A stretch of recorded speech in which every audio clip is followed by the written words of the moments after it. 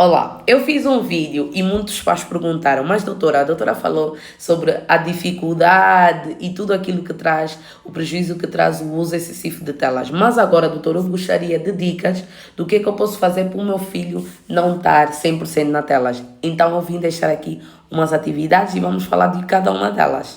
E eu começo logo na prática, né? Eu trouxe aqui, vai ter 3 informações que não tem como pôr aqui por visual, mas o resto eu vou conseguir mostrar. Primeiro aqui, essa folha é bem grande, né?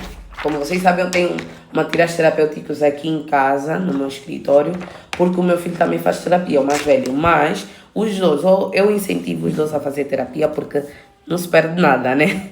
Mas o que mais precisa é o primeiro. Mas, então, como eu estava a dizer, vamos supor que isso é uma folha A4, né? Vamos dobrar ela bem. Então, aqui eu consigo estimular o que? Desenhos e pintura. Então, eu desenho com meu filho, depois ele pinta. Então, um simples papel pode ajudar muito na habilidade que é.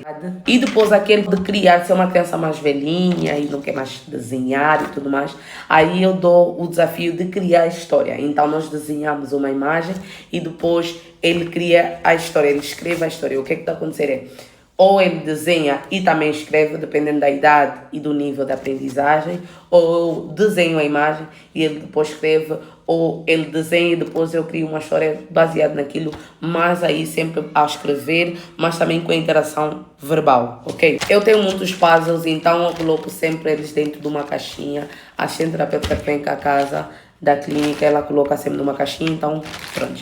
Então, uma das atividades é os puzzles, é muito importante para as crianças. E é algo bem simples, é acessível aqui em Angola. Nós, por acaso, também vendemos materiais terapêuticos, então, caso alguém precisar, é só contactar. Então, usamos muito para a clínica e para a escola também. Então, isso é um dos que eu tenho muitos, mas eu vim trazer os mais simples. Obviamente, de acordo com a idade do seu filho, pode ser uns puzzles mais difíceis, né? E depois nós encaixamos, né? Usamos aqui. Outra coisa muito boa é a leitura. Eu tenho aqui vários, eu tenho praticamente um armário cheio de livros. Na escola também eu tenho, porque nós temos a biblioteca, mas eu tenho um armário cheio de livros aqui em casa.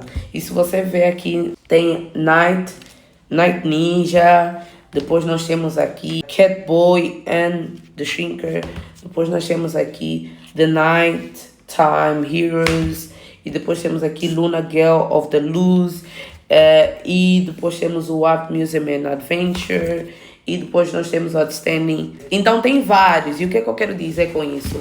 É uma sequência de livros, obviamente do Pijamax, mas tem outros, então pode-se utilizar de acordo com o que o seu filho gosta e vai lendo para ele. Caso a sua criança já lê, então eu abro aqui o livro e ele vai lendo comigo, ok? Porque ele já lê. Caso ele não lê, eu leio para ele, crio, obviamente, não sei se vocês estão aqui a ver, tem slap, step. Então, isso ajuda muito nas onotopias e eu uso muito onotopias quando eu estou a ler para o meu filho, porque isso faz com que ele torne mais ativo e mais intensivo. Então, a galinha deu BUM! Então, ajuda com que a criança torne-se mais ativa. Uma das outras coisas é passeio, dança e desporto. Dentro do passeio, nós podemos sair para ir para Bela, um shopping, um sítio para que ele conviva com outras crianças, porque isso vai ajudar muito nas habilidades sociais do seu filho. É como a leitura, vai ajudar no visual e na coordenação, na audição, no processamento auditivo central, isso ajuda muito. E da dança, vai ajudar muito na imitação. Eu uso muito a dança para ajudar na imitação motora do meu filho, porque isso ajuda, obviamente, na fala. Então, isso é uma das coisas que eu até já abordei com vocês, sobre as habilidades, os pré-requisitos da habilidade de fala. Então, uma das coisas é a dança. O desporto é muito bom, porque ajuda muito na pixomotricidade, na motricidade grossa. Então, também é algo que nos ajuda a tirar os nossos filhos das telas. E nós temos o que eu chamo de jogo de aprendizagem. Eu tenho também muitos, mas eu trouxe esse, que aqui ele consegue colocar as imagens e quando vira também tem isso. Então, cada coisa tem uma função. E depois aqui nós temos o relógio. E aqui eu consigo colocar alguma coisa. Por exemplo, eu coloco, digo, adivinha o que é? Oh, esse pano é laranja. Então, eu consigo trabalhar várias atividades dentro de uma só coisa. Então, isso é uma das atividades que eu trouxe para si. Espero que gostou desse vídeo, agregou algum conhecimento para si. Não esqueça de gostar, compartilhar e comentar muito.